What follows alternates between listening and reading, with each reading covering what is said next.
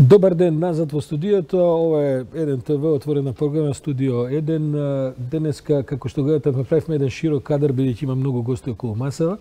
А денеска ќе разговараме во наредниот блок од некои 30 на минути за еден исклучително интересен настан, за една исклучително интересна манифестација, фестивал кој што се случува по трет пат во Скопје, во Македонија, а кој што се вика КРИК, и тоа е фестивал за критичка култура, а го организира една екипа на луѓе кои овдека денеска седи со мене, а кој што припаѓа на една исклучително интересна и со долги години стаж, да кажем, во културата, организација која се вика Контрапогод.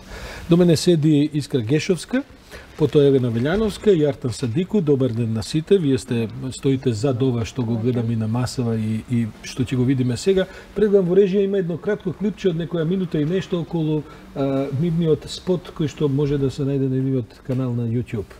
Да го пуштиме тоа спотче. Ах, рече глувчето. Светот секојдневно се повеќе се стиснува. Од првин беше толку широк, што дури и страв ме фаќаше. Трчав и се почувствував среќен. Кога најпосле лево и десно во долината ги здогледав зидовите. Но тие долги зидови толку брзо одат еден кон друг. Така што јас се најдов во последната соба, а таму во аголот чека стапица во која ќе втрчам. Само треба да го промениш правецот на трчање, рече мачерот и го изеда.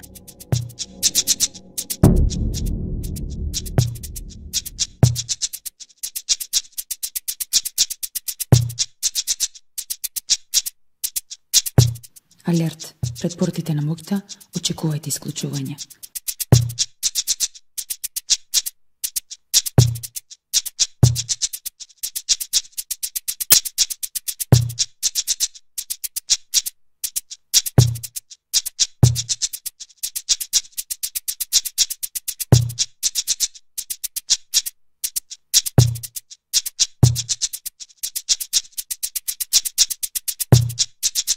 КРИК, фестивал за критичка култура, 21.11 до 19.12.2018 година. Ете, тоа ви е алерт пред портите на моќта, очекувајте исклучување. Еден долг и занимлив контроверзен наслов за културен фестивал. Искра, што сакате да кажете со овој наслов? Многу нешто сакаме да кажеме, но всушност сакаме да ја крикнеме нашата најголема мака. Дека се чувствуваме исклучени во овие времиња турбулентни, не само во нашата земја, генерално, глобално. Се чувствуваме исклучени во една постојана вонредна состојба. Каде што суверенот, нели, секој суверен располага со своите моќи како што се располага во една вонредна состојба, вон законите, вон пропишаните правила, каде што поттикнува едно потиснување, едно чувство на неприпаѓање и една супресија.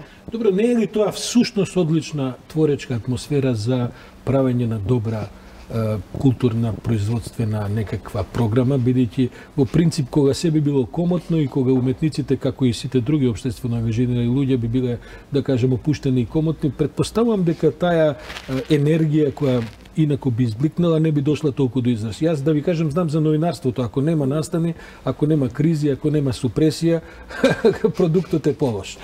Се разбира, нели постои секогаш што е просто една митска парабола, би рекла дека уметноста најдобро говори во овие тешки потиснати времиња, во репресија.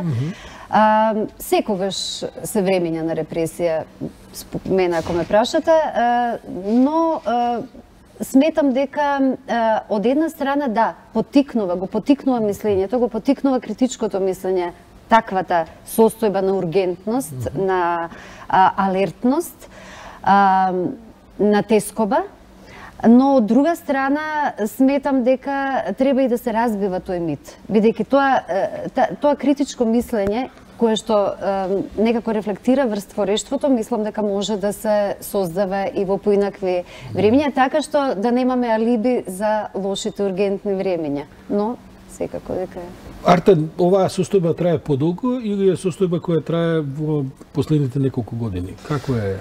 Состојбата на исклучување на некој начин представува форма и структура на мобилизирање и организирање на моќта во она што формално и структурно ние го препознаваме како власти. Тоа не е одлика само на Македонија, само на регионот, туку во современите форми на владење. Она што е тенденција во последните години, особено последните 10 години, повеќе се може да се види како појава која се манифестира се поприсутна во Европа и во Соединетите Американски држави е тенденцијата да се заобличат, да се заобиколат, да се потиснат одредени процедури, пракси, демократски вредности кои традиционално се сфаќаа како воспоставени еднаш за секогаш, особено во Европа, но под земејќи за претекст различните динамики кои се појавија пред се во Европа, како економската криза или кризата на доцниот капитализам и во поново време кризата со бегалците кои доаѓаат во Европа од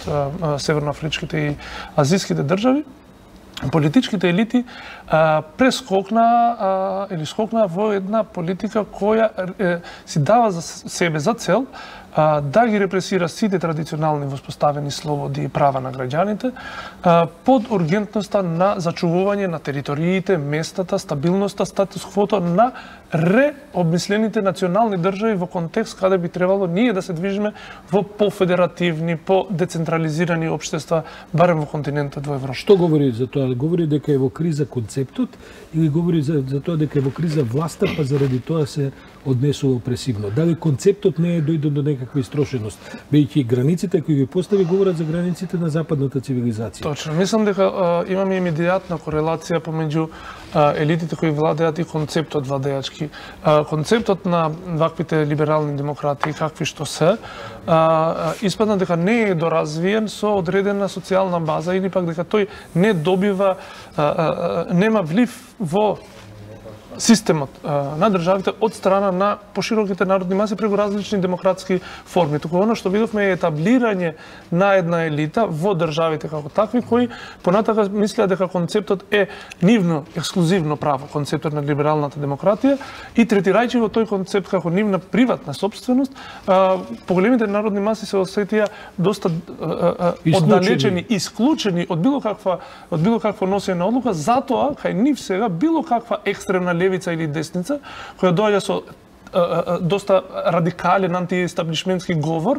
Популизам, со други зборови. Популизам фаќа субстанца и мобилизира огромни маси на луѓе само под еден претекст – антиестаблишмент.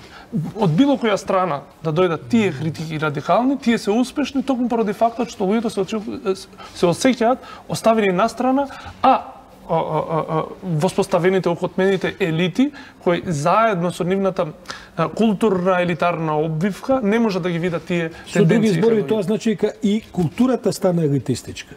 Апсолутно. Или еден дел од културата. Апсолутно. Токму поради тој факт, мислам дека првиот ефект на исклучувањето од страната на моќта, која анализираме во моментов, е културната деградација. И тука понатака се јавува една друга динамика која е која може да се нарече класно-културен расизам. Понатака елитите кои се воспоставени во културата и во политиката, гледајќи кога се осврнуваат кон поголемиот дел на граѓанството, кои поради нивното исклучување се биле изложени на културна деградација, тие развиваат една форма на расизам и неподносливост кон таквите уназадени културни форми кои постојат во мнозината на граѓани. Елена, една многу комплексна рамка, прегнантна и со идеологија, и со културна политика, и со, како да кажем, и со уметнички, предпоставам, некакви дострели. Како успевате овој фестивал кој патем биде речено трае месец дена? Вие почнувате во четврток или почнувате? Во среда почнувате, се извинувам, во среда вечер. Главно ви се настаните во Музеот на современа уметност и траете таму негде до крајот на декември, до кај 20 декември, ако не се лажам, 19, така е. Значи, еден месец од активности. Како оваа комплексна рамка ќе ја проточите во програма? Да, тоа е секогаш предизвик до усуштина најубавиот дел од целата приказна. Начинот на кој што ги бираме луѓето да учествуваат во програмата се токму критичари, уметници, филозофи, теоретичари од различни профили кои што се луѓе кои што веќе дури во сферата на културата и во сферата на уметноста целосно ги пробиваат оние елитистички сваќања за уметноста и се самите на некој начин некаква маргинализирана група.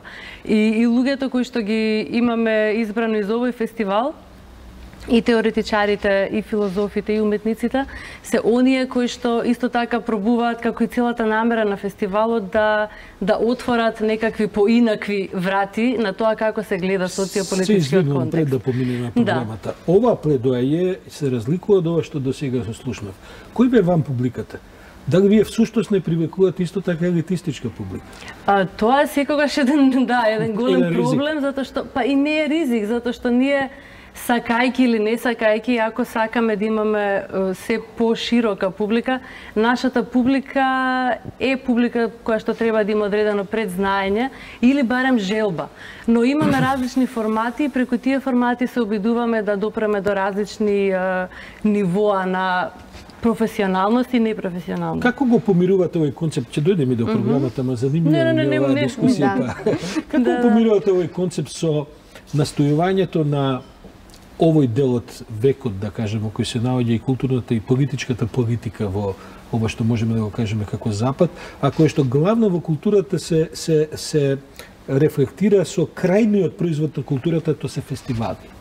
Веќе културата подразбира процес, таа и зборот потекнува нели од едно култивирање на одредени процеси во уметноста, а ние сите сме сконцентрирани на завршните облици, тоа се фестивалските производи, и потоа се повеќе се тие уствари една многу згодна алатка за употреба на популистите, бидејќи во принцип тоа ви е како пивофест, тоа ви е како концерт на, сега да не ги бројам овие фолк звезди и така натаму. Како вие го имате третирано тој проблем? Дали вие у суштина не нудите завршни производи за некаква публика која сега треба на ваше некој ниво да ја задоволите?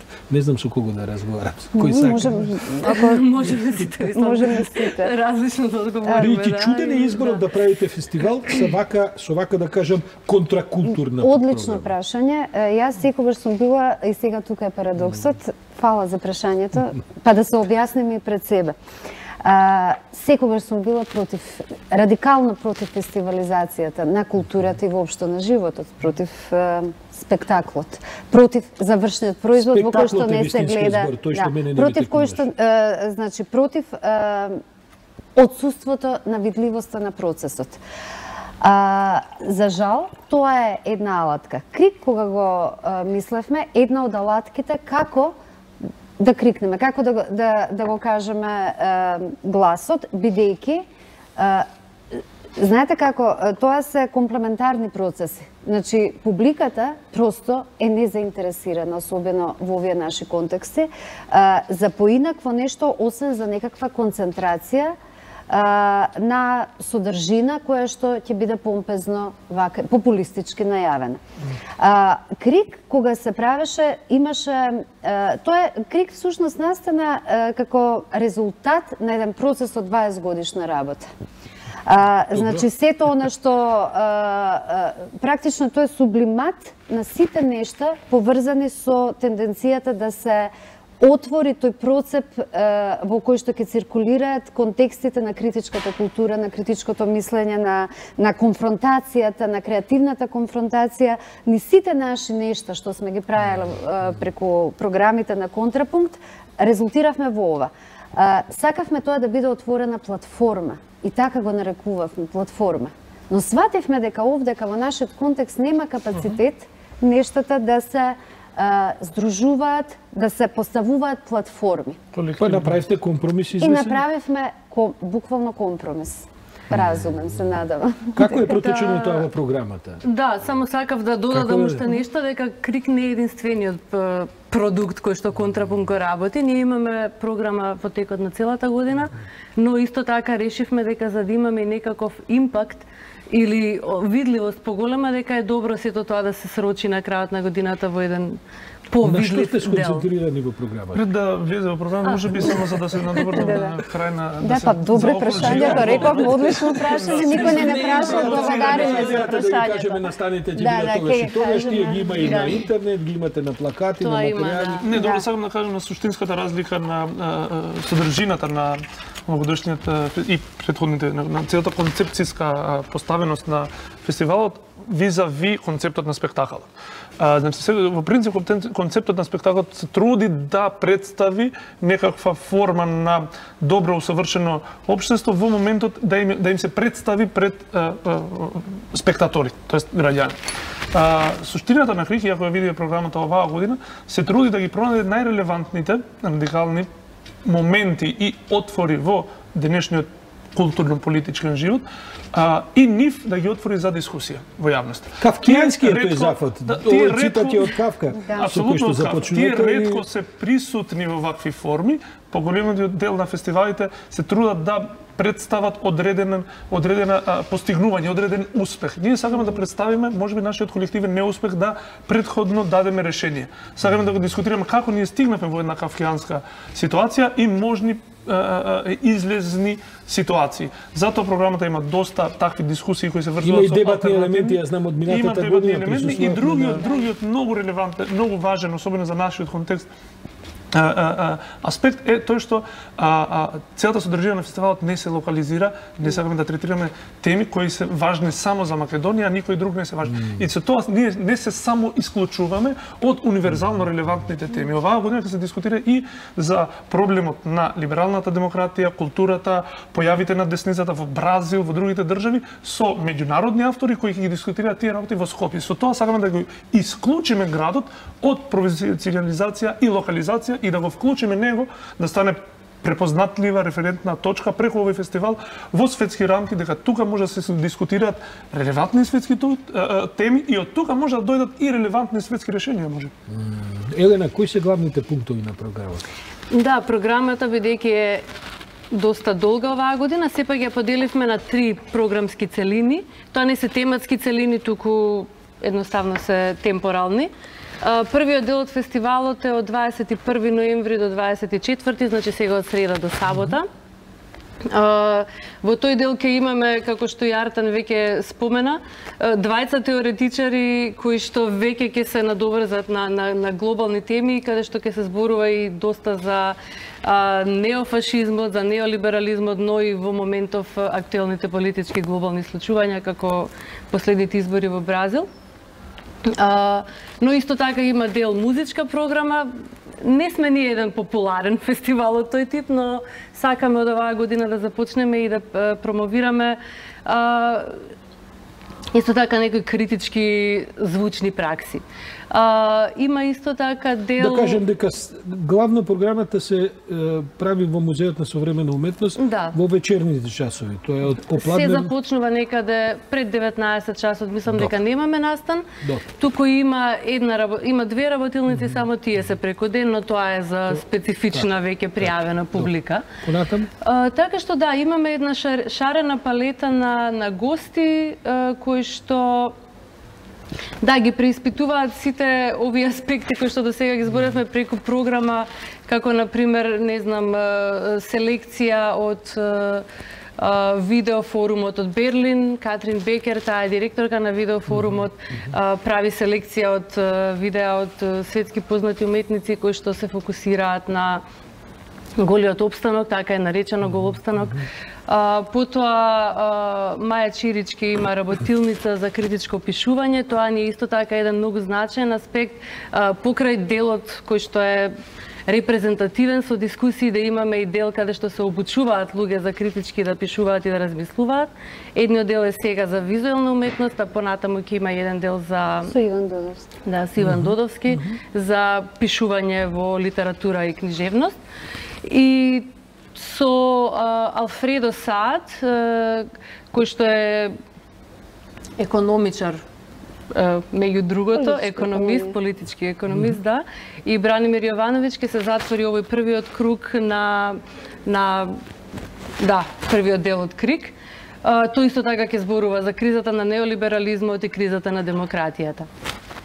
Потоа имаме уште еден втор фестивалски блок на 7 и на 8 декември, каде што ќе презентираме и дел од проектите Тековни на Контрапункт, кои што се соработки интернационални, каде што ќе се зборува, голем дел се зборува за слободата, простори на слободата, и тука ние ќе има киноут и директорот на Гете институтите во Германија, и потоа ќе имаме и дискусија со него на таа една огромна тема. И завршувате со третиот блок? И завршуваме со третиот блок, кој што ќе се случува од 11 до 19 септември. Декември, септември, да. Каде што има промоции на книги, исто така Иван Додовски, кој што ќе води таа работилница. И исто уште еден проект кој што е критика во регионот, во кој што исто така Контрапункт е партнер веќе втора година. И на крај завршуваме со Девид Крестон и Ана Војановиќ, кои што ќе зборат за криптовалути и за идентитетот, така што фаќаме голема тема. Криптовалутите спаѓаат во културолошки проблеми, но во политички на некој начин може да се каже. Сака ми правите одличен вовед во... Не можем да пропуштам прилика вака еминентни тројца контракултураши да имам во програма. А да не ги прашам, фестивалот постои 3 години. Тоа се релативно драматични 3 години во Македонија во политиката, со некакви драматични политички промени кои патем би да речемо се уште и траат. Гледаме како тоа се исцедува целата таа една згусната историска материја. Вие чувствувате ли некаква промена во културата во овие последни 3 години, ако би можеле вие за последните 13 години зборите, но реално ние имаме една нова ситуација на политички план во последните речиси 2 години. Се чувствува ли искра такво нешто и во културата? Тешка воздивка. Ова беше една чеховска пауза. Која говори за вас за себе. Спонтано дојдем.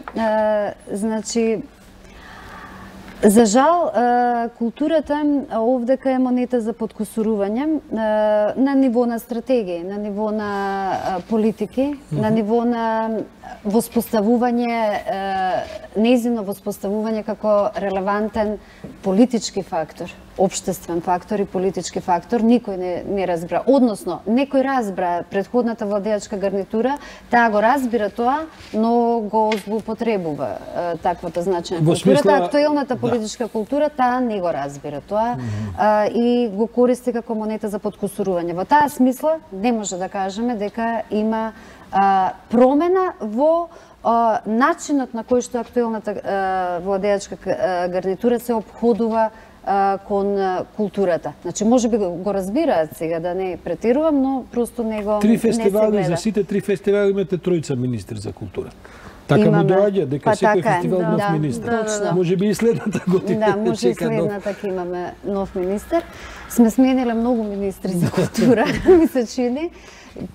Предпоставувам дека ќе ги надживееме и некои други. Проблемот е многу темелен е проблемот. Не може да се разбере ниту значењето на институционалната, ниту значењето на вонинституционалната или, ако сакате, алтернативната и така натаму, како сакате, може да се нарече. Не може да се разбере незината значењето на плуралноста, кое што таа го носи во себе, значењето на можноста да придонесе во демократските динамики, не може да се разбере. Искра, вашиот фестивал не носи гласови. Се така некако си мислам. Ово општество ќе пропадне целосно, оваа држава ќе пропадне се додека се бројат исклучиво гласовите. Атан, имавме една монументална културна политика во последните 10-11 години пред паѓањето на претходната власт. Не може да се каже дека не се потрошија пари, не може да се каже дека низа културни работници не направија, би рекол, не само кариери, туку и приватни некакви позиции, синекури и така натаму. Дали е тоа рецептот? Дали е, во што е всушност рецептот? Што е, каде треба да се интервенира? Ете, една власт реши да потроши. Значи ги тоа дека не се само парите проблем, дека проблемите се на многу други нивоа и кога дури и оваа власт би решила да потроши, а не гледаме дека нешто се претргнува околу културата, дека можеби со тоа не би се решил проблемот за кој вие сакате да проговорите. Јас мислам дека оно што претходната власт го правеше беше злоупотреба на културата, на моделите на културата за протокнување на огромни милионски суми преку непромислени, неразмислени, неавтохтони проекти. Од друга страна, ако имаме одредена доза на концентрација на носење на одлучување за културата во рамките на едно министерство и во рамките на власта, тоа представува авторитарно раководење со процесите на културата во државата. Јас и не само јас и другите ангажирани луѓе во полето на културата и не само во Македонија, во последните повеќе години збориме за потребата за радикална децентрализација на ресурсите на културата и на мрежите на културата.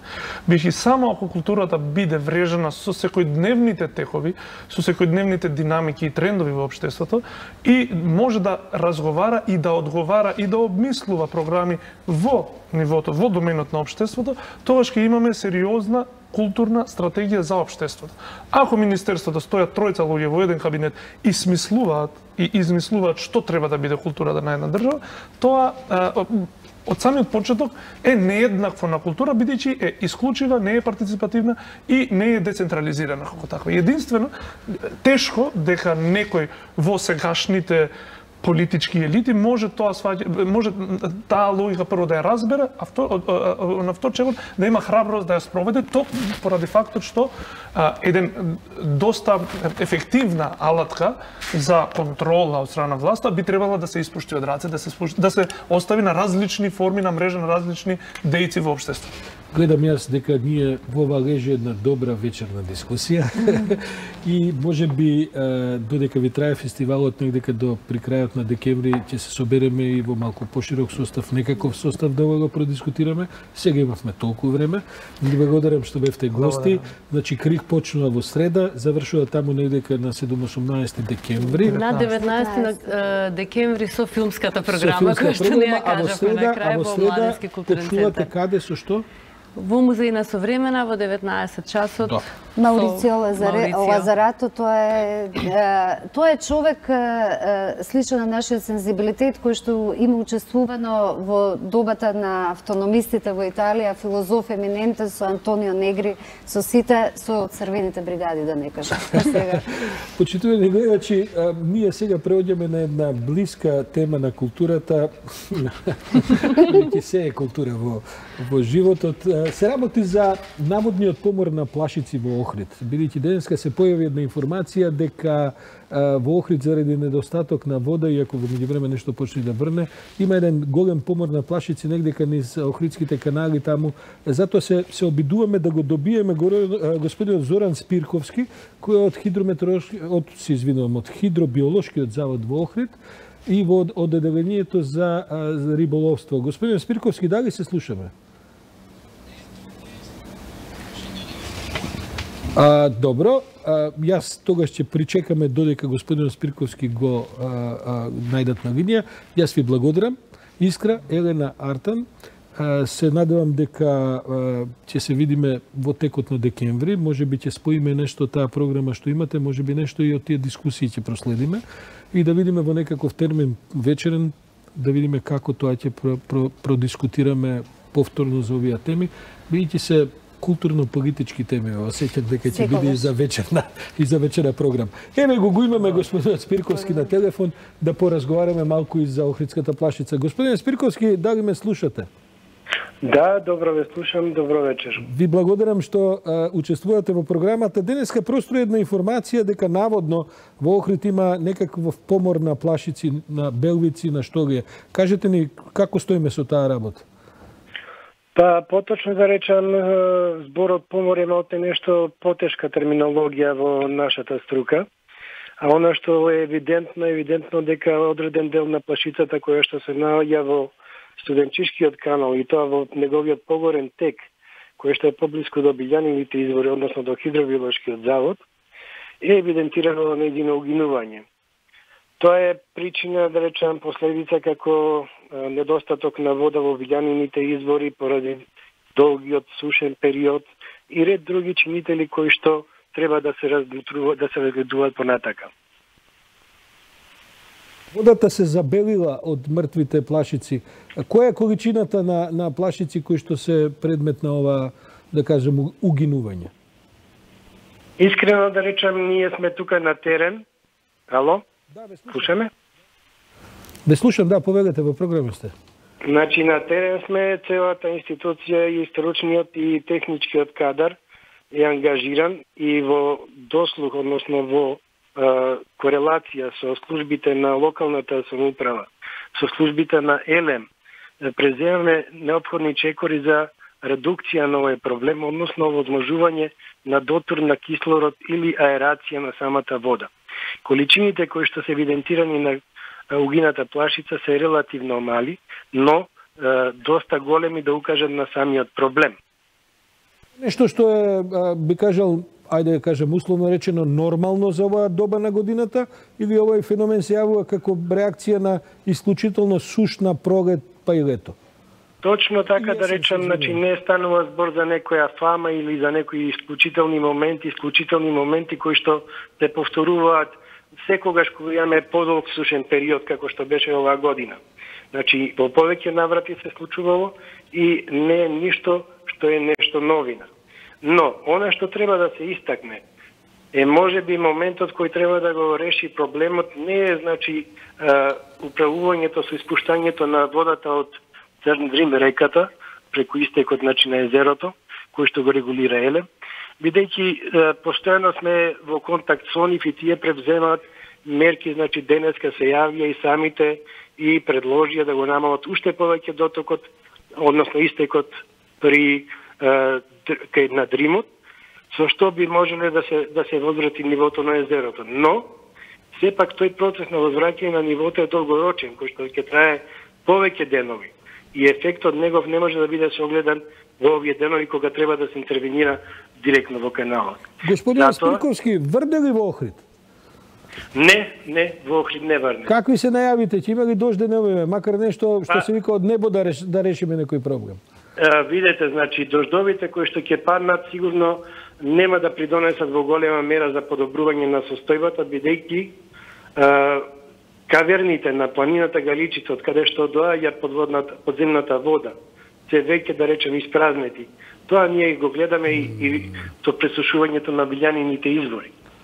Значи, постои еден друг момент кој што треба да се решава, а тоа е прокупување на студенческиот канал, кој што не е прокопан, да речем, од самото негово основање во далечната 1926 година. Имате такви иницијативи? Работите на тоа или е тоа некаква, како да кажем, вака во далечна перспектива некоја идеја? Значи, тоа не е идеја, тоа било барање од разни институции. Било барање од нашата институција како корисник на каналот како пловен објект, што не можеме да излегуваме со нашиот истражувачки брод, ниту за завршени истражувања, ниту за вршење, да речем, вештачки мрез, ниту за порибување на Охридското езеро. Исто така, капетанијата, која што треба да ги инициира овие проблеми, ги има иницирано. Исто така и морнарицата, односно војската. Но, секој пат сме наоѓале на некои недостатоци на надлежности, кој е надлежен и кога, како тоа треба да се реши. Тоа ми звучи некако познато, морам да ви кажам. На самиот крај на разговорот да ве прашам, очекувате ли дека ќе се влоши ситуацијата, дека можеме да се плашиме дека можеби поморот ќе стане се поголем, или овие интервенции што ги правите ќе бидат доволни за колку толку да се санира целата ситуација? Значи, денеска со она што се поставени веќе две пумпи, веќе имаме евиденција дека е подобрена состојбата и утре очекуваме и од ЕЛЕМ се заангажираа да донесат пумпи од Македонија да обезбедат, доколку е потребно ќе да бидат ставени во функција и понатака. Господин Зоран Спирковски, ова беше од Оделението за применето рибарство при Хидробиолошкиот завод во Охрид. Јас ви благодарам многу на јавувањето. Убаво е кога имаме вести кои што може да кажем смират некоја, да речеме, и поголема паника околу тоа каква е состојбата со плашчиците во Охрид. А вам, повчитувани гледачи, ви препорачувам сега да се преселите со колешката Елена Джугуманова, која ќе ви информира за најновите вести кои што се случуваат во државата. Елена, има ли густ ден и денеска или сме нешто помирни? Имаме најнови информации, Сашо, да ти благодарам за најавата. Ќе видиме како изгледа плакатот кој што осамна на унгарскиот парламент, кој што стои дека вип мигрантот Груевски, сушност така и е наречен. Ќе ги видиме деталите секако и од најновите судења кај нас. Има веќе реакција и од шефот на црногорската дипломатија поврзано со Никола Груевски, односно со неговото бегство. Споменав дека ќе ги погледнеме и деталите за судењата кои што беа денеска во тек и секако тема повторно во вестите ќе биде и загадувањето. Значи ќе има што да се види. Со мене до тука, а потоа се вклучуваме за едно 30 минути назад во отвореното студио 1 на 1 ТВ.